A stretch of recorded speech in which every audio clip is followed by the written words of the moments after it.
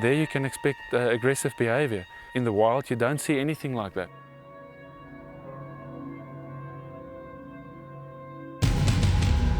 This is a lion that fought with Samson. This is a lion that lived here and extinct on the 12th century. Here is that creature, seen by hundreds, if not thousands of people. How come that creature is here?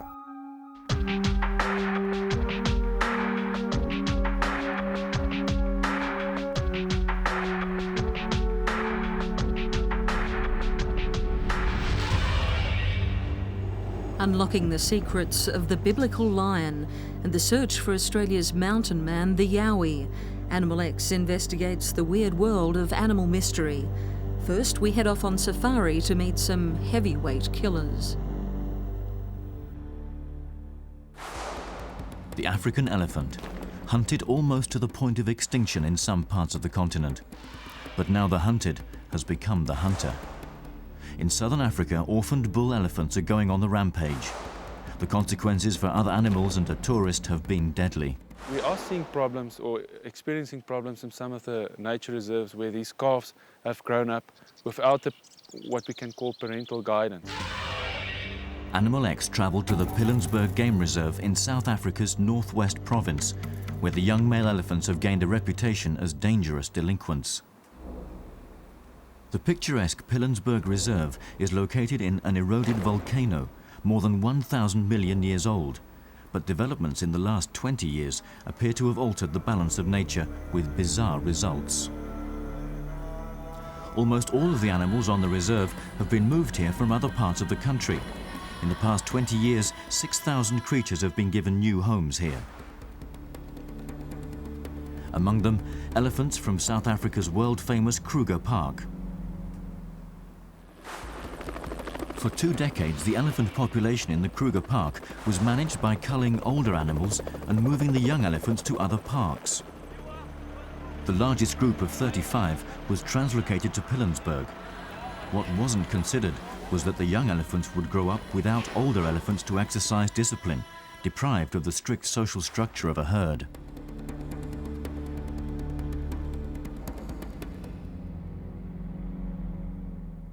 As a result, the youngsters have written their own social rules. They become like unruly teenagers, prone to throwing their 5 tons of weight around whenever they feel the urge. Problems that are seen are abnormal behavior from young elephant bulls that are coming into must for the first time, staying in must for a prolonged period, and that causes more aggression towards people even, and also towards other animals. A German family was a tragic victim of a teenage delinquent's bout of aggression 5 years ago. Hans Richard Zilligan, his wife and 2 young children were enjoying a weekend in the Pilanesberg Game Reserve when they stopped to take photographs of an elephant. The animal wandered off into the bush, then, without warning, charged towards the car. The family's 2.5-year-old daughter Jenny was thrown out of the vehicle as the crazed elephant hurled it about.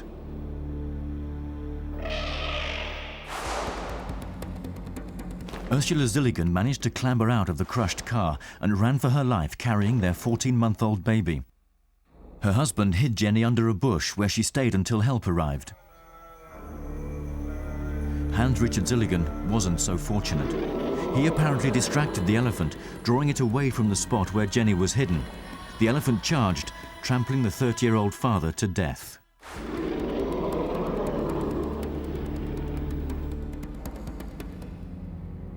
The Zilligans' mangled car is evidence of their horrific ordeal and the ultimate sacrifice that Hans Zilligan made for his family. This unprovoked incident is unusual in normal conditions, but rangers have noticed an alarming and unnatural incidence of aggressive behavior in the young, unsupervised elephants. Rhinos have been the most frequent victims. This line of skulls at Pilanesberg bears testament to the statistics. 23 rhinos have been killed by young bulls in this park alone. The deadly rivalry only occurs when young bulls have grown up without the guidance of older animals and competition from the dominant males in the herd. In the Kruger National Park we have over 4,000 white rhino, and we have over 9,000 elephants, and up to now we haven't seen any death of a white rhino being caused by an elephant. So I believe in a normal, natural situation, you won't have anything like that. But the elephants don't always come out on top in this abnormal environment. This cow has been left with a huge gaping wound from a fight with the hippopotamus. A team of park rangers and vets sets out to tranquilize the elephant so they can treat her injury.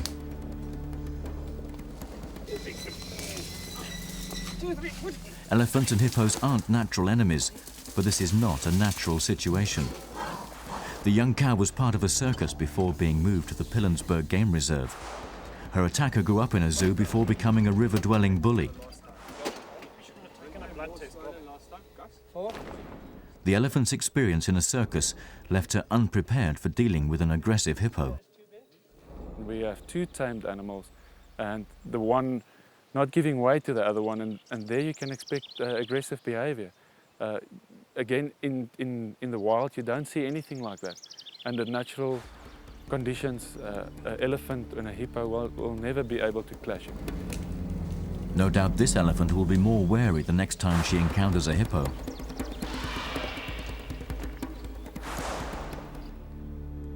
Pilanesberg may be home to an unnatural collection of animals, but the abundance of wildlife is a magnet for visitors. From dawn until well after dusk, tourists in open-top jeeps pursue the wildlife. They're intent on pressing closer and closer for a better look, a clearer photograph. The pride, obviously unsettled by the experience. The never-ending attention of tourists adds to the tension for elephants.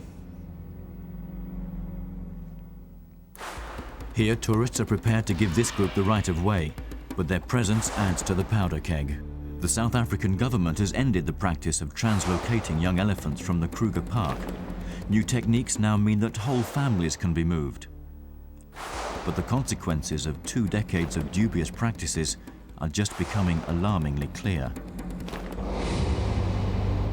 Of course, there are many animals that have suffered as a result of man's meddling with nature.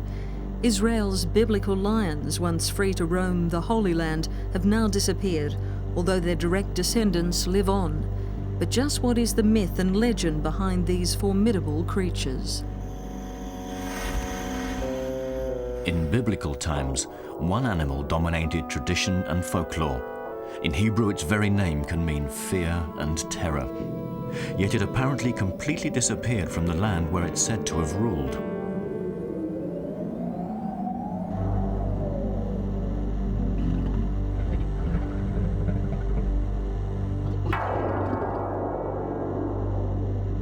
Animal X traveled to the Holy Land of Israel to track down the king of all beasts, the biblical lion, and to find its place in the heart of religious mystery. We read of people who suffered from attacks by lions in the Bible, in the book of Judges, in the book of Kings, often mentioned lions roaming the area.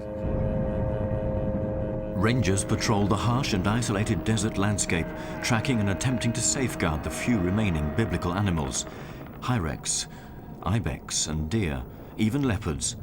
But lions, if they ever existed here, have vanished from the zoological map. One of the last places in Israel where we can still find those biblical wild animals are in the Judean desert. Israel is such a small country, and it's so crowded with villages, farms, cattle, lamb, all these animals, that the lions will be a very big danger for the people. Images of lions appear on ancient carvings, mosaics and tapestries, a symbol of power believed to connect the spiritual and the physical worlds. We are told in the story about Samson in the book of Judges that he is on his way to a vineyard down to fight the Philistines. He meets a lion there, and it says there that he without weapons, was able to rip the lion, so to speak, apart and to kill it and to defeat it in mortal combat. The Bible says, "So Samson went down to Timnah with his father and mother. As they were going through the vineyards there, he heard a young lion roaring. Suddenly the power of the Lord made Samson strong, and he tore the lion apart with his bare hands as if it were a young goat." In Jerusalem's biblical zoo, a new generation come face to face with what may be direct descendants of the biblical lions. Brought back from Asia, these magnificent creatures were found to have the same physical characteristics as those described in the Holy Scriptures. This is a lion that fought with Samson. This is a lion that lived here and extinct on the 12th century. The main thing that different this lion than the common African lion is his big mane on the body of the male. It's a darker and bigger, wider.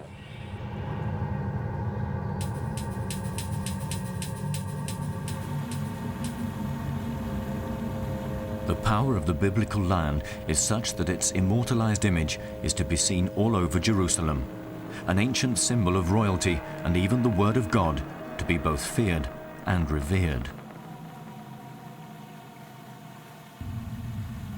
Suleiman the Magnificent, the Sultan who ruled Israel at the time, had a dream. And in the dream, he was told that unless he rebuilds the walls around Jerusalem, he'd be eaten alive by some lions.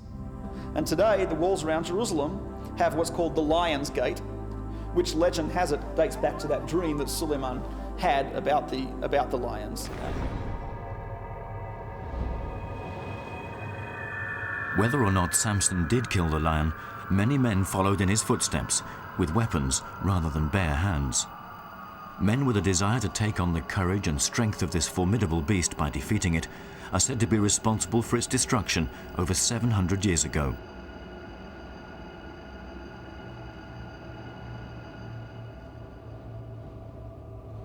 Today, the wide, lion-colored desert craters no longer camouflage hidden danger.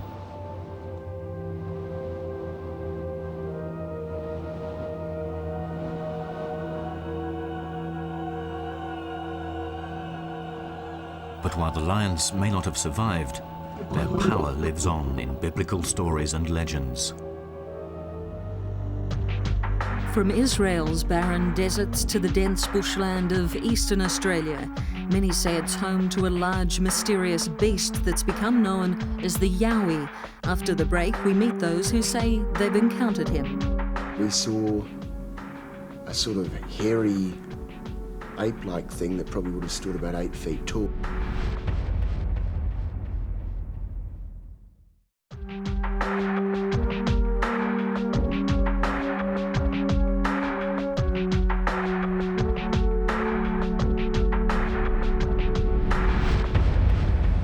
Welcome back to Animal X. It's Australia's answer to America's Bigfoot, a large, hairy, two-legged creature that's been seen by many but remains elusive.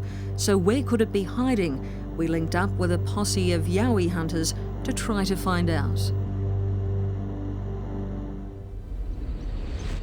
In April 1979, in the Blue Mountains of New South Wales in Australia, 2 bushwalkers found a dead kangaroo beside the track. Nothing unusual in that, except that it seemed to have been torn apart. Look at it. Look at it. All the flesh had been ripped away from its back legs.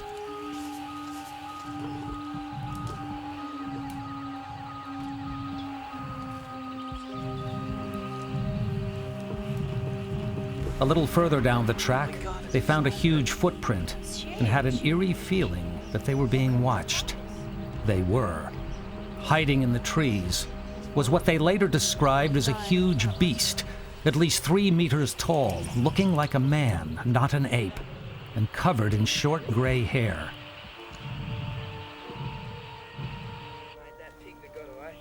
That same year in Queensland, 2 16-year-old pig shooters stopped for a sandwich lunch near a creek. I don't know about you, mate, but I'm starving. Did you see that? Look, it's looking at us. They were startled by a 3-meter-tall creature that suddenly appeared out of the bush. They shot at it, then followed the thump-thump of its stride along the creek bed. Later, they found huge 3-toed footprints. They are convinced they had an encounter with a Yahi, mountain man, beast of the bush.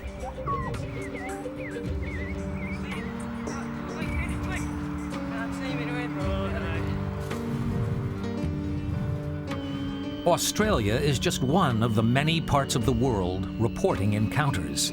The Yeti of Nepal, Bigfoot in the USA, Gorilla Man in Pakistan, and from the hill tribes of Vietnam, creatures called forest men.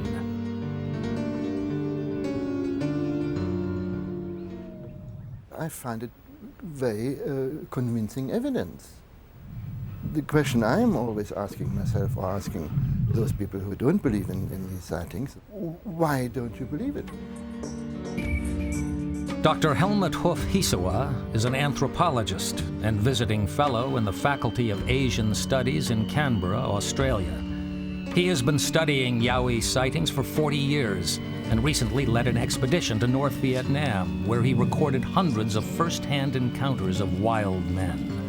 Powerfully built, hairy, man-like creatures, just like the Yahi. He believes that Australia is home to at least 2 forms of primitive Yahi. One, a large ape. The other, an ancient species of Neanderthal man that has somehow avoided extinction. Animal X traveled to the Blue Mountains, 50 kilometers west of Sydney, to try to find out just what it is that's out there. One small, deeply wooded valley is home to at least one Blue Mountains Yahi, according to the locals. If it makes an appearance tonight, we'll see it. This heat-detecting camera will penetrate even the darkest bush. If he comes out tonight, he'll use this path through the swamp.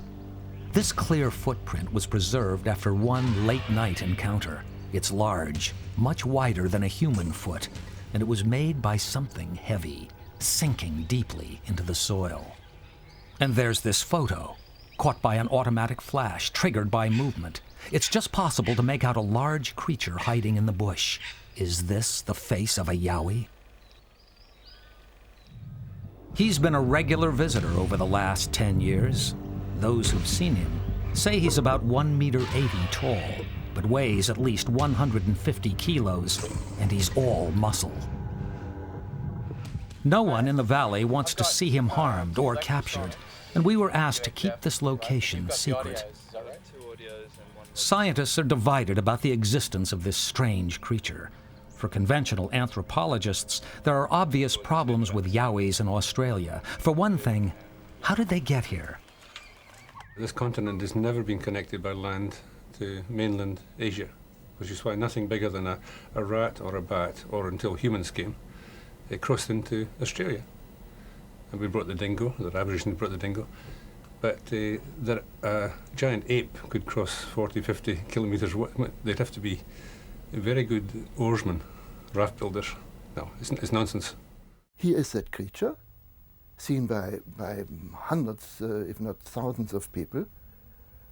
And how come that creature is here?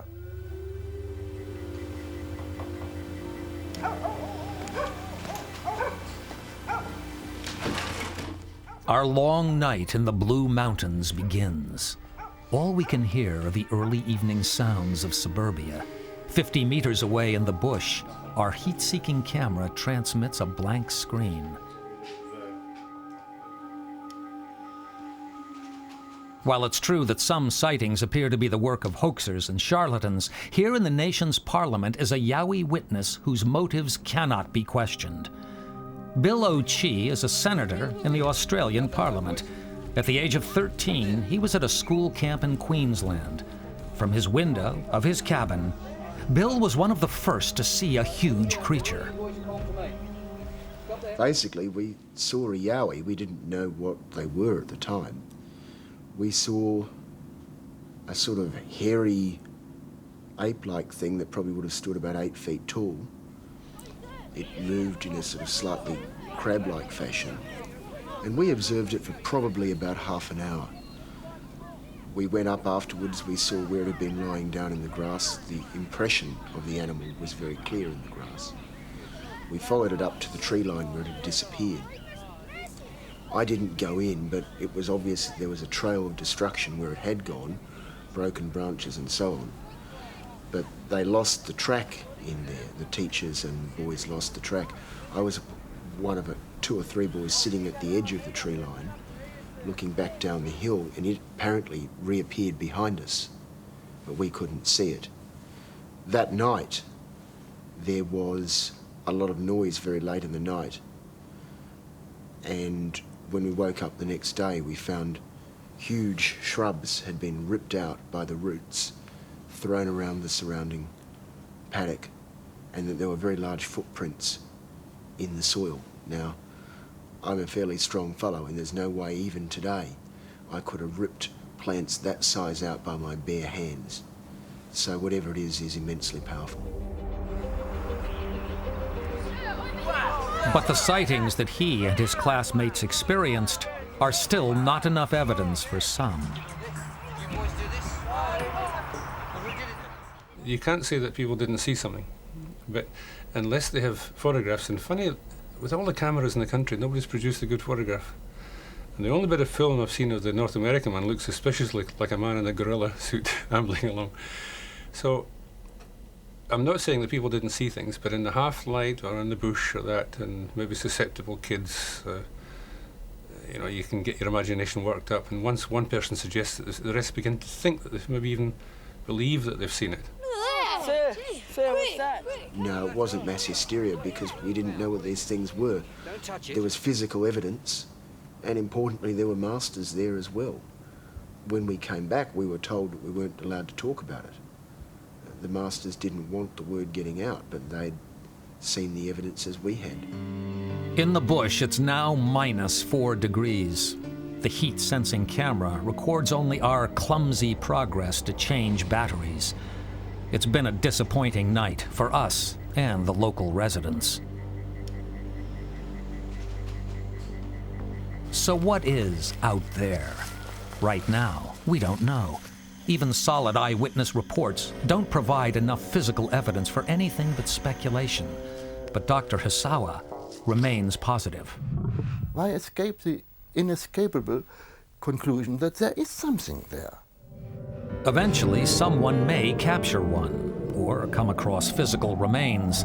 Until then, the Yahi will stay the monstrous, mysterious beast of the Australian bush.